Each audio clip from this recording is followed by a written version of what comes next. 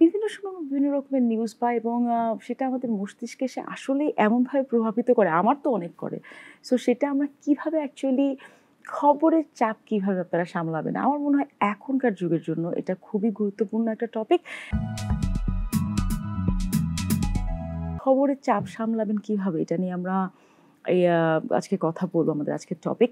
Normally দেখা যায় কি যেকোনো ধরনের একটা খবর পেলেই, বিশেষ করে আমি আগে সোশ্যাল মিডিয়া থেকে শুরু করতে চাই। সোশ্যাল মিডিয়া আমরা সারাক্ষণ এখন নাড়ানাড়ি করি এবং সেখান থেকে আমাদের পছন্দ যদি না হয় বা আ একটু যদি আমাদের ১৯-২০ হয়, সেটার সাথে, সাথে আমাদের কিন্তু মস্তিষ্কে একটা প্রভাব সৃষ্টি করে। এটা কেন? সো খবর জিনিসটা আমাদেরকে আলোড়িত করে, বিশেষ করে নেতিবাচক যে খবরগুলো, জি। সেনসেশনাল যে খবরগুলো, সেগুলো আমাদেরকে বেশি ট্রিগার করে, তাই তো? সো এগুলো নিয়েই আসলে আমাদের আমরা যত দেখছি, পড়ছি বা অবজার্ভ করছি, সেই সমস্যাগুলো হচ্ছে এরকম সেনসেশনাল খবরগুলো দিয়েই। আচ্ছা, এই খবরগুলো কেন আমাদেরকে অ্যাট্রাক্ট করতেছে বা কেন মানে এটা করছে আরকি? সো মানে আমাদের যে ব্রেইন কাঠামো, আমাদের যে ডেভেলপমেন্টাল যে মানে ১ম থেকে একদম আদিকাল থেকেই সো আমাদের একটা বেসিক মেকানিজম আছে, সেটাকে বলা হয় ফাইট অর ফ্লাইট। সো যেকোনো ধরনের, ধরেন আপনি একটা চ্যালেঞ্জ বা থ্রেট যদি আপনি ফিল করেন, পারসিভ করেন, অটোমেটিক আপনার অ্যাওয়ারনেস এর আগেই আপনার বডি ওটাকে রেডি হয়ে ২ টা রেসপন্ড করবে। আইদার সে ফাইট করবে যদি সম্ভব হয়, আর যদি না হয় তাহলে ফ্লাইট, মানে সেখান থেকে সরে যাবে বা এসকেপ করার চেষ্টা করবে। সো এই যে মেকানিজমটা, এটা কিন্তু ওই আদিকাল থেকেই, ধরেন যে কোনো একটা জন্তু আসতেছে, তো তাকে তো অ্যালার্ট থাকতে হচ্ছে, সে ওখান থেকে এসকেপ করার জন্য, অথবা সে ফাইট করবে। সো সেই ইনবিল্ট যে মেকানিজমটা, এটা প্রাকৃতিক অ্যালার্ম বলে বলি, সেটা এখনো আমাদের আছে। এখন আমরা এটাকে হয়তো বাঘ দেখছি না বা বাঘের গর্জন শুনছি না, কিন্তু নিউজের যে সেনসেশনাল টাইটেল বা যে গ্রাফিক্স, এটা দেখলে আমাদের মধ্যে ওই অ্যালার্মটা চলে আসতেছে। এই ইসরায়েলের যুদ্ধ, ইসরায়েল গাজার হ্যাঁ, যুদ্ধের গাজায় পরে, যে অবস্থা দেখছি আমরা। ইউক্রেনের যুদ্ধে বিশেষ করে, এগুলো দেখতে আমি নিজেও খুবই ভালনারেবল ছিলাম কিছুটা সময়, মানে প্রায় ৩-৪ মাসের মতো। পরে এখন বাদ দিয়েছি, নিজের সাথে কিছু কাজ করে আমি যে এটা থেকে গতকালকের আগের বেরিয়ে দিন একটা আসি। নিউজ দেখলাম যে গাজার কিছু ছবি বাচ্চাদের, মহিলাদের, যে তারা যেরকম অনাহারে আছে বা যুদ্ধ অবস্থার মধ্যে যেভাবে যাচ্ছে, একজন আমেরিকান তিনি ছবি তুলে ইয়েতে দিয়ে রেখেছে, মানে আই থিঙ্ক টাইম স্কোয়ার বা এরকম কোনো একটা জায়গায় ছবি এক্সিবিশন এরকম একটা করছে রাস্তার মধ্যেই। তো ওখানে যখন যাচ্ছে সবাই পুরো লিটারালি কাঁদতে কাঁদতে যাচ্ছে, ওটাকে নিউজ দেখলাম। তো এই যে একটা খবর সরাসরি না দেখেও, যেটা বললেন যে হাজার মাইল দূরে থেকেও মানুষকে যেভাবে এফেক্ট করছে বা আপনাকে করেছে বা আমাকে করছে, সবকিছু মিলিয়ে এই জিনিসটাকে আপনি কিভাবে বলবেন জিনিসটা? এটাকে কি আপনি মানুষের ইমোশনাল বা হিউম্যানিটি কোন জায়গার মধ্যে ফেলবেন?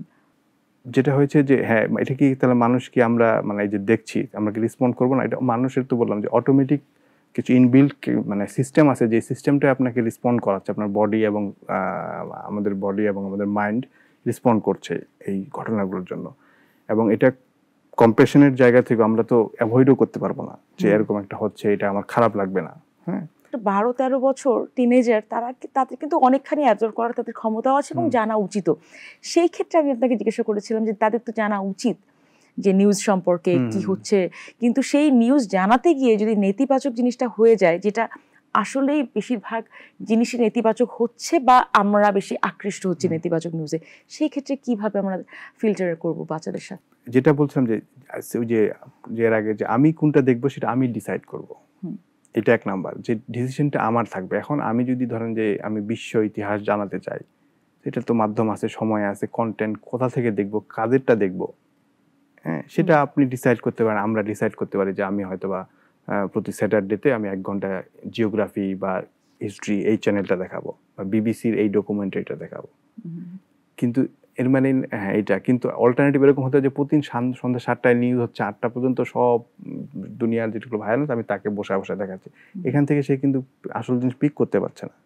সো নিউজ কোনটা কনজিউম করবো, সেটা ভিউয়ার হিসেবে আমি যদি ডিসাইড করি যে কোনটা কখন এবং কতক্ষণ দেখবো, তখন আসলে এটা হেল্পফুল হয়, কন্ট্রোলে থাকে। যেই কথাটা আপনি বলছেন যে আমরা তো ছোটবেলায় নিউজ দেখতাম, বিটিভি দেখতাম, ভাষা শেখার জন্য বা অনেক কিছুর জন্য, হ্যাঁ, পেপার পড়তাম, সেটা এখন আমরাও পেপার রাখি। এটা যেমন সেই সময় ট্রু ছিল, কিন্তু পরিবর্তিত পরিস্থিতিতে এখন আর ওইটা ওইভাবে হয়তোবা ট্রু না। যদি আমি সিলেক্টিভ যেটা দেখতে চাই, বাকি সময়টা আমার আসলে সবগুলোতে সাথে ওভারওয়েলমিংলি ডুবে থাকার কোনো কিছু নাই। যেটা আমরা এখন আছি একটা সমুদ্রের মধ্যে ডুবে যাচ্ছি আমরা, চলতে ফিরতে নিউজ, ঘুম থেকে উঠার সাথে নিউজ, ঘুমানো যাওয়ার আগে নিউজ, অল টাইম ফেসবুকে মানে সোশ্যাল মিডিয়াতে ঢুকলেও আপনি নিউজেই পাচ্ছেন। সো এই জায়গাটা থেকে বেরিয়ে এসে আমরা একটা উইন্ডো তৈরি করতে পারি যে 30 মিনিটসের নিউজ দেখব।